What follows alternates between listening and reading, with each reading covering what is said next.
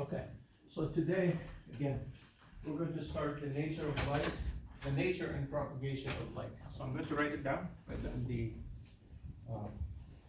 topic.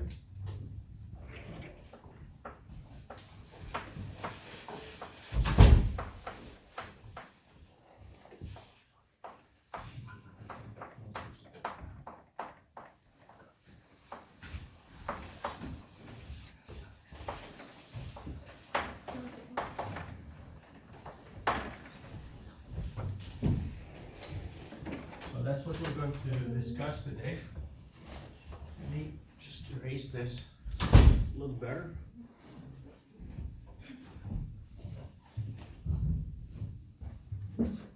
Okay. So, light, just like if you have a water wave, you can think of the wave, right? But water consists of water molecules, right? H2Os. So if you look deep enough, you can think of them as particles. But if you look at the gross behavior or the large picture behavior, you can think of a water wave as a wave, not in terms of the little particles. So when we discuss light, we're going to discuss it in terms of its wave nature. There'll be wave optics. We will discuss also the light as a ray. There'll be ray optics.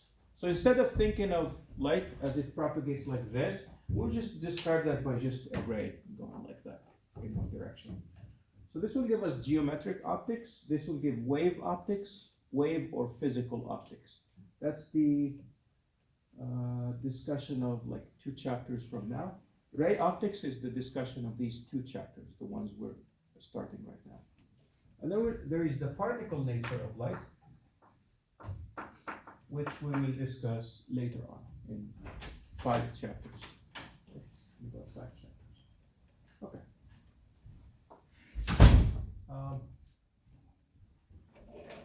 So light propagates in vacuum at the speed of light. The speed of light is c. To 3 significant figures, it is basically 3.00 times 10 to the 8 meters per second. Visible light is the one we happen to see with our eyes, happens to be to have certain wavelengths. So it's visible.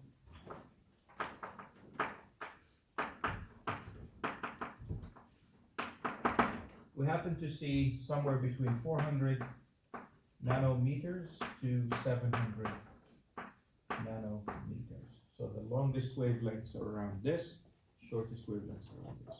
These are violet or blue, and these are red. 700 is around red.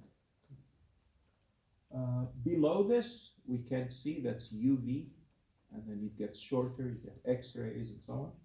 Here, you will have infrared and longer wavelengths.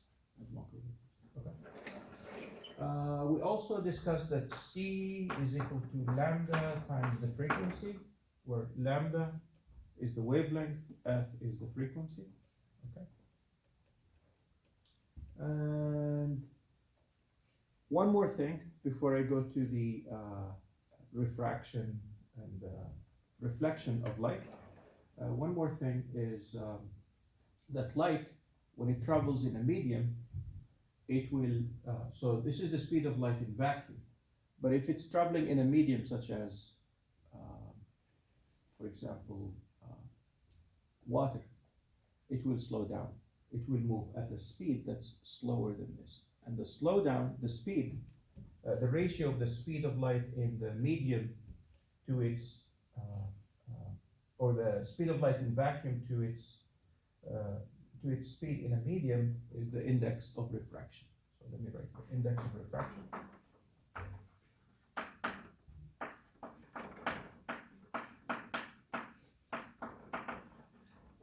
It has the symbol n. It's a dimensionless quantity, and it's equal to the speed of light in vacuum divided by the speed of light in the medium. Okay.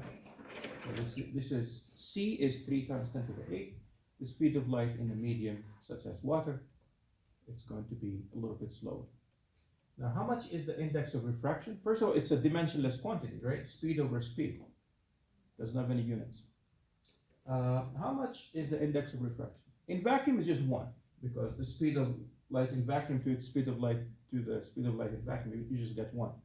In air, n is really close to 1. I think it's 1.000, and I think there is a fourth zero, if I'm not mistaken, and then something.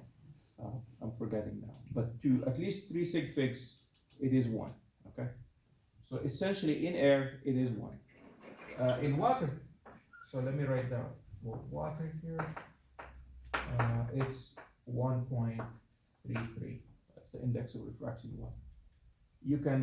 There is a table in the book that you can look it up. In glass, depends what type of glass, but give or take 1.5. Okay, about 1.5, and so on. I think there are some where it's over 2 something. Okay. So that is that. Let me make sure I'm not missing any definitions here. Speed of light. Yeah, reflection, refraction, and then the index of refraction. Okay. I will give you the law of reflection, and then I will give you the law of refraction, and then we'll go over the derivation of these two laws. Okay. Reflection is when light bounces off in a surface, but it doesn't go through the surface, so it will bounce off. It stays in the same medium. So for example, light can hit this board and then bounce back. Okay. So for example, let me do the reflection.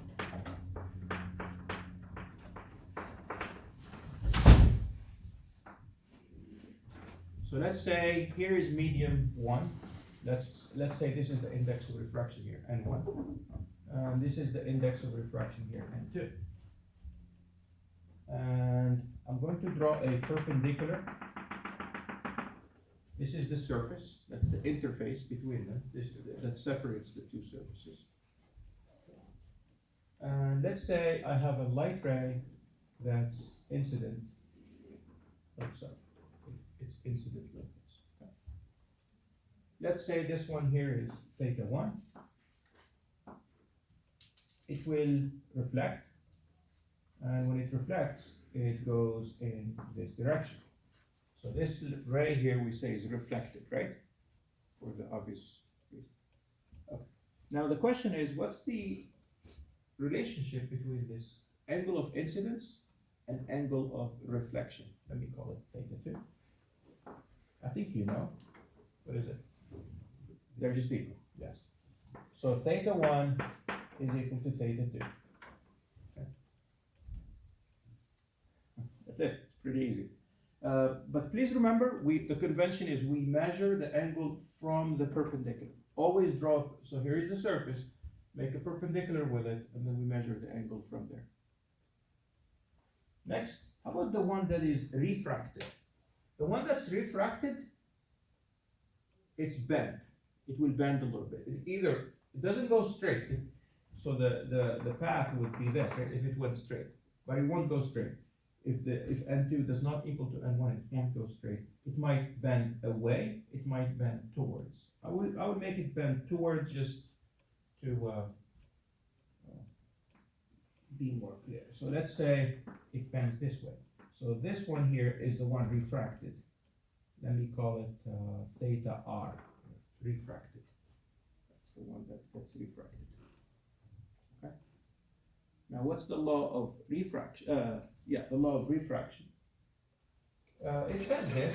If this one is theta 1 and this one is theta R, then N1 sine of theta 1 will equal to N2 times the sine of, I would say theta 2, but I already used the number 2 here, so I'll just say theta R. Okay. Is that clear? Yeah. In the book, it's N1 sine theta 1 equals to N2 sine theta 2, but I committed to theta 2 here, so I can't use it twice. Okay. So this is the law of this is the law of reflection. This one is for refraction. And so this is refraction. And has anybody seen this before? It's also known as Snell's law. Yeah, like this.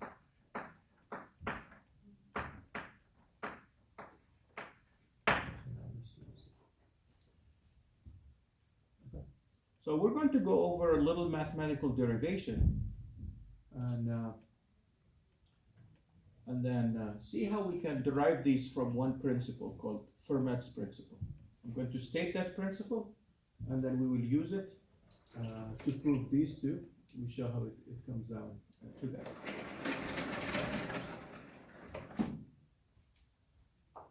And the reason I'm going over Fermat's principle is because it's useful later when we talk about maybe a parabolic mirror, or how to derive the equation for a mirror, or for a parabolic mirror, or the lenses and so on. It's a useful principle. So Fermat's principle.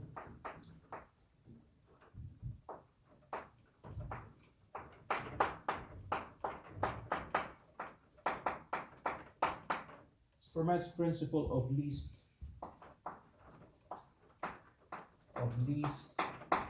time. Basically says if light travels from point A to point B, or from point 1 to point 2, it will take the path that takes the least amount of time. So light always takes the path that takes the least amount of time. Okay. So light takes the path that takes the least amount of time.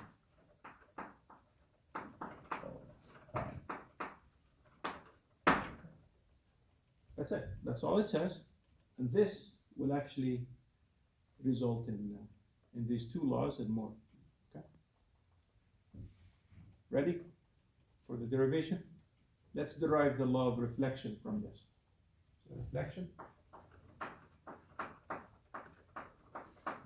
We know what we want, right? What does the law of reflection say? It says the angle of incidence equals to the angle of reflection. Theta 1 equals to theta 2. We know what we're going to get, but let's do it. So let's say here is point 1, and here is point 2. Okay, this is point 1, and this is point 2. And we want light to bounce off the wall and then get to point 2. There are many paths. There are many possibilities. One of them is it can go here and then here. It can go here and then here. It can go here and then here, right? But only one of them will take the least amount of time. Okay. So I want to show you that.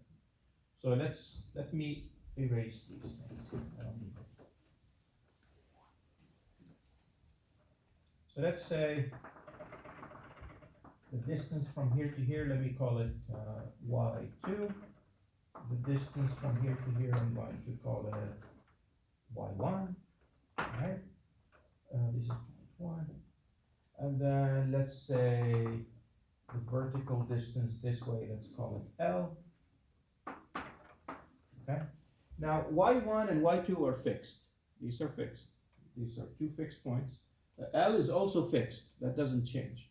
What changes is, where is the ray going to first go? It goes from here to here. So is it going to hit here? Is it going to hit here? Is it going to hit here? Where is it going to hit? So let's just choose where it hits, just a point, and we're going to name that, we're going to say from here to here, that is x, and then it bounces this way. So what's the variable in this problem? X. X is the variable. So if this is x, what would this be? L-6. L-6. Okay. So we know the time it will take is basically, I need the distance from here. The distance it will travel is from here to here, and then from here to here, right? That's the total distance. So the distance it will travel is the sum of those two distances. And the time it takes is distance over speed, right?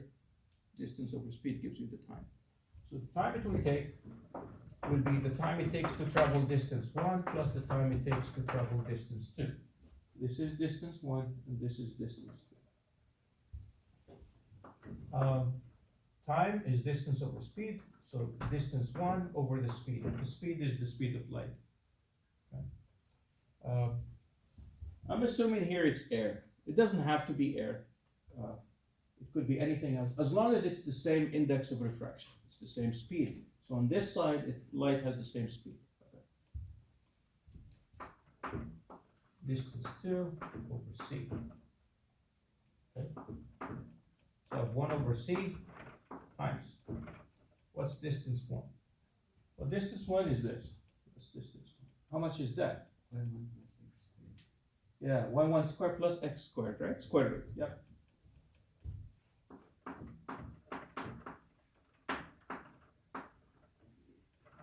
Plus, now distance 2, it's this diagonal. So it will be L minus x squared plus y2 squared.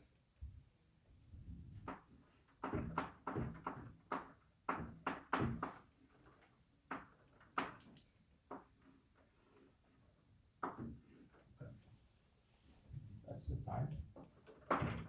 Good. I want to minimize this time, right? The path we'll take is when this time is minimum. Again, what's the variable here? What is changing? X. Okay, so I need to take the derivative of time with respect to x, set it equal to 0, and then find the condition. Okay. So dt dx. You need to do this just slowly and carefully. So 1 over c. Derivative of square root becomes 1 over the square root, right? Becomes this. And then you get a half. But then the chain rule will give you what? A 2x. Yeah. I'm going to leave a blank here. How about the derivative here? You will get 2 and then the square root, right?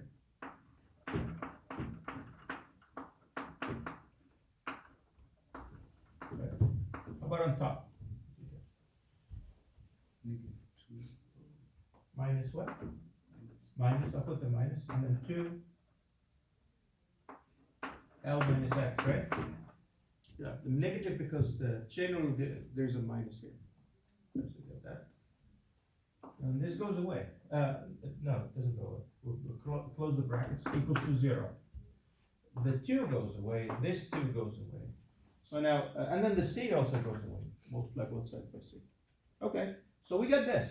X over x squared plus y1 squared square root is equal to L minus x over L minus x squared plus y2 squared.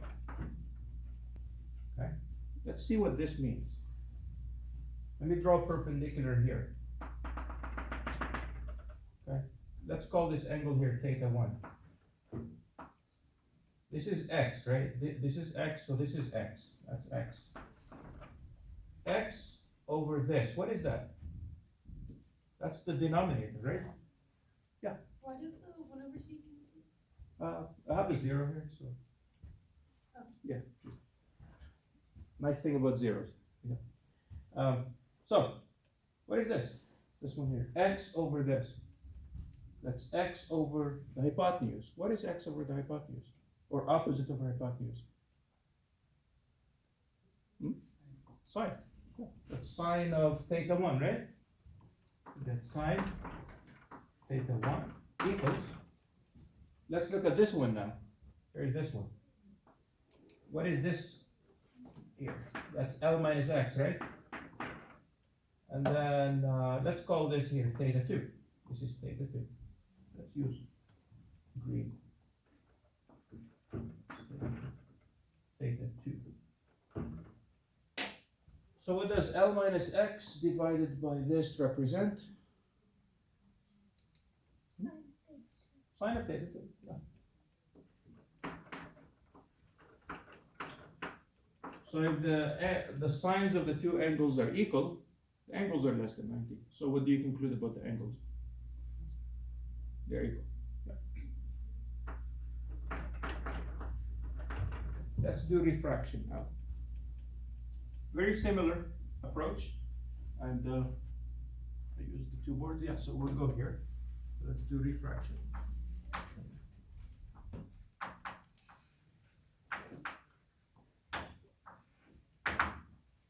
So for refraction, now the light is going to change distance, is going to change medium. It's going to go through, right? Here is this medium here would have index of refraction 1. This medium here would have index of refraction 2. Here's the perpendicular. Okay. And then we have light. Let's say it starts here. And then it ends here. Okay. That's 1, that's 2. What are the possible ways it can get to go there, to go from 1 to 2? Well, it can go straight. That's one. It can go like from here to here and then that way.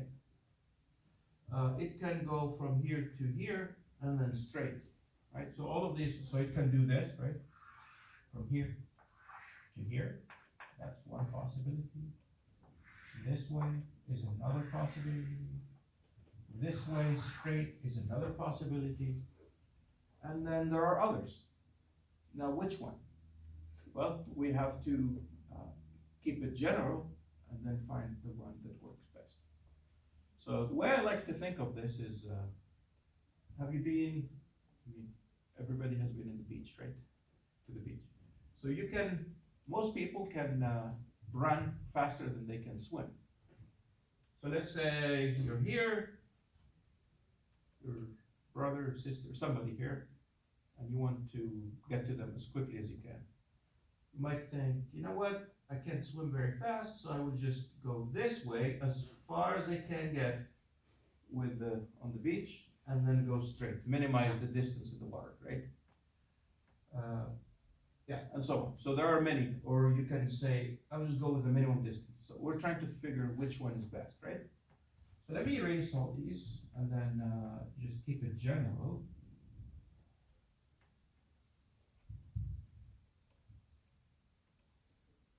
So let me even erase this one for now. I'm going to say, again, this is y1, and this way it is y2, and the distance, this way we're going to name it L, right? Let's name it L.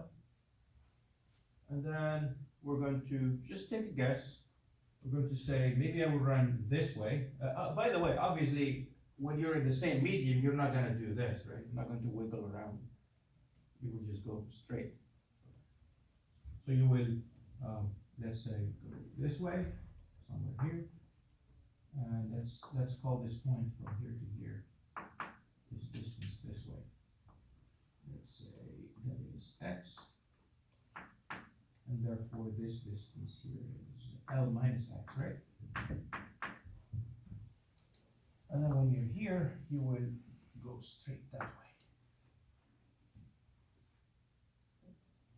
So let's figure out what we have.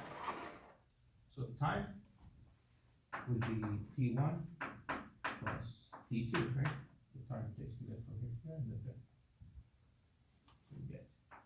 What's t1?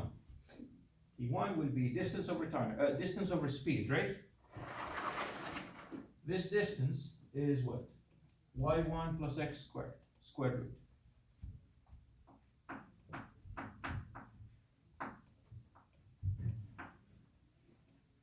Okay, what's the speed of light in this medium?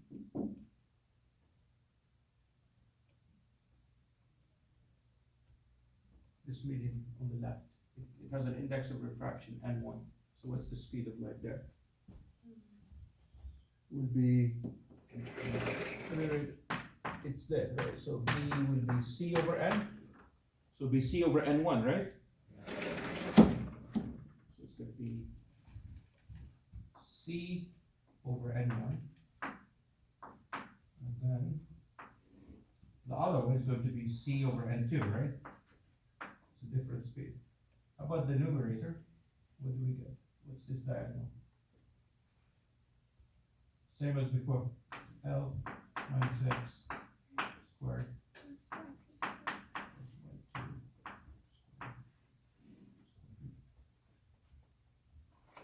squared. Let's simplify it one more. So we get N1, we get, both of them will have 1 over C, so let me factor that out. And then here we have N1 times X squared plus Y1 squared plus N2 X, L minus X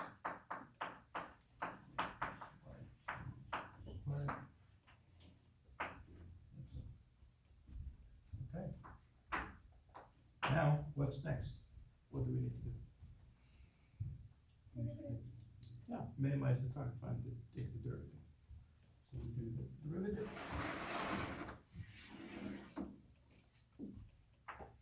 dt dx, and then we set it equal to 0. So I get 1 over c of n1 times, we did this derivative before, right? So it's going to be basically this, x over this, and then here I have L minus x and this, and then the minus sign. So we did that. It's going to be x over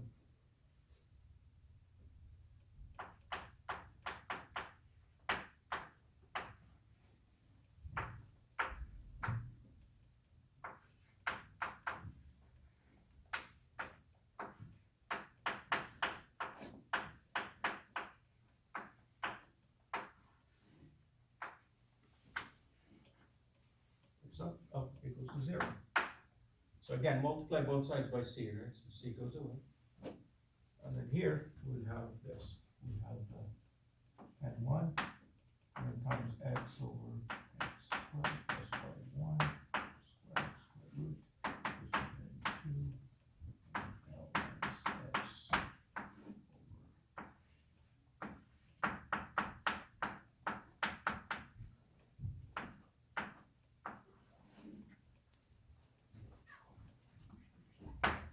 Okay, so here is the perpendicular. This is theta 1. This is x, right? Over the hypotenuse. So what's the first term here? X over this. Yeah. Sine theta 1. And here you get n2.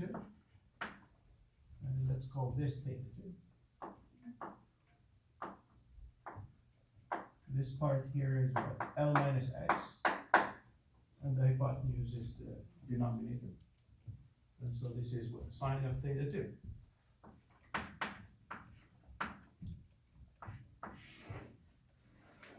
That's the law of refraction. Okay. Right. So we're going to do a few examples now before I go on. By the way, they have here two terms also, if you see them. There is specular reflection. If the surface is smooth, it's called specular reflection. And then if the surface is rough, it would be diffuse reflection. If the surface is like rocky. Okay. Anyways, so all the surfaces we will have are, I would say, most of the time, I think all, are just smooth surfaces. Okay? So they won't have like wrinkles on them. All right. So let's make some use of these. Oh, by the way, here I put n1 sine theta 1 equals to n2 sine theta 2, whereas here I put n1 sine theta 1 equals to n2 sine theta r, but because I already used the theta 2 there, right? I think it's clear. So reflection is when it hits the boundary and then bounces back, so it stays in the same medium. Refraction is when it actually gets through the medium. Okay, it gets through the medium. Generally speaking, when you have light hitting an interface, part of the light is reflected and part of it goes through, is refracted. How much of it is reflected, how much is refracted? There are equations, but it depends on the angle and it's a little bit more it's just more complicated. But for all we know, for all we care about, is some of it is reflected, some of it is refracted. If it's an ideal like mirror, all of it is reflected, none is refracted. And then sometimes it's all refracted. Yeah. When you're saying ideal mirror, do you mean a smooth mirror or? Smooth, and it reflects everything. It does not let anything go through. Okay, so that's what you mean by ideal mirror. Yes. Okay. Yeah. And whenever we have a mirror, we're going to assume it's ideal. Okay. Yeah. But we'll talk about mirrors in a little bit. Yeah. Okay. So let's do some examples here.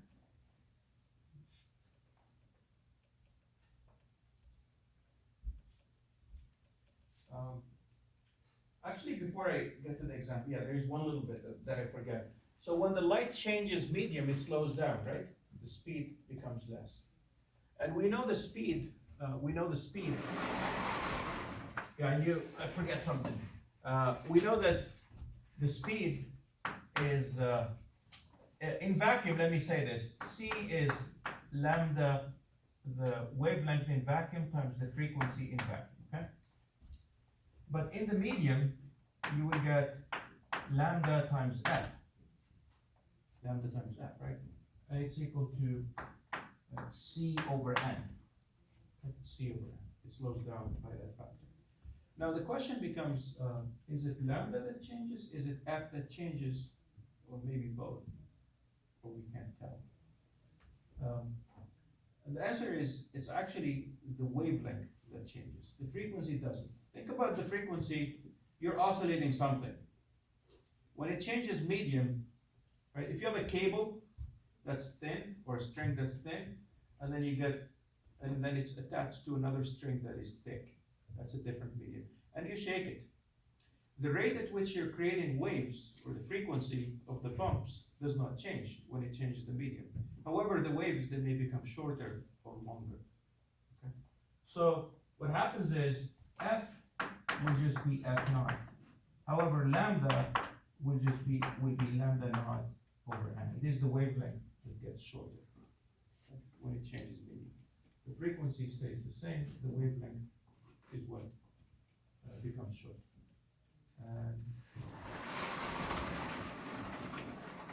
Now we're in a position to do 3 or 4 examples. Okay, example 1. So we have here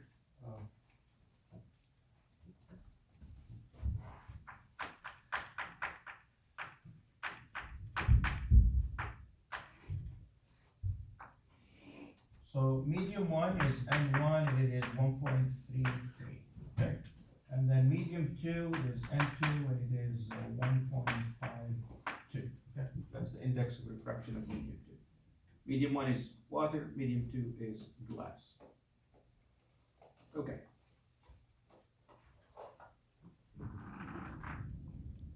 And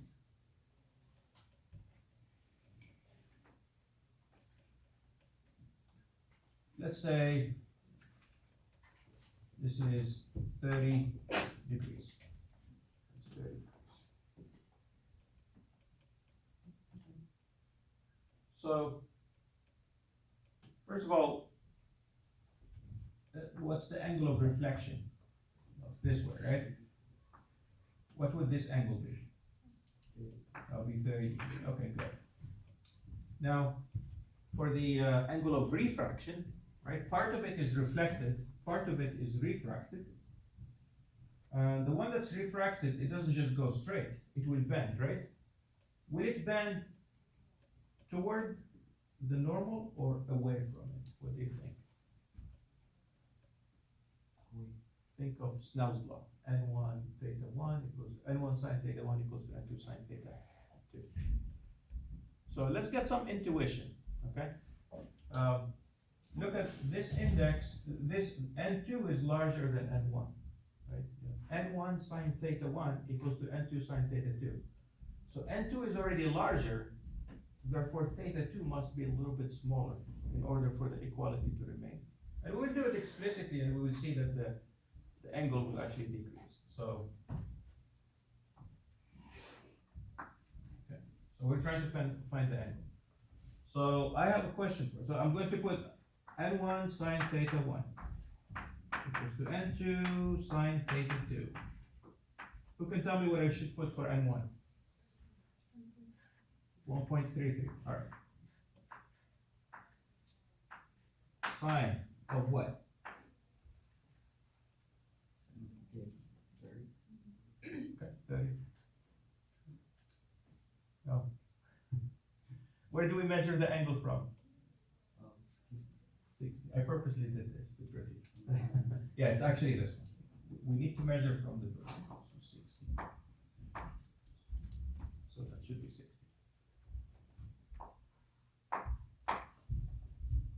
And then for theta 2, this is what we mean by theta 2. Equals to N2, 1.52, sine of theta 2. So you can find theta 2, right? You can just multiply, divide, and then do sine inverse. So theta 2 is equal to, again, do we expect to get more than 60 or less than 60? Less. Okay, so let's do that. And I'm giving you time to do it. So you will do something.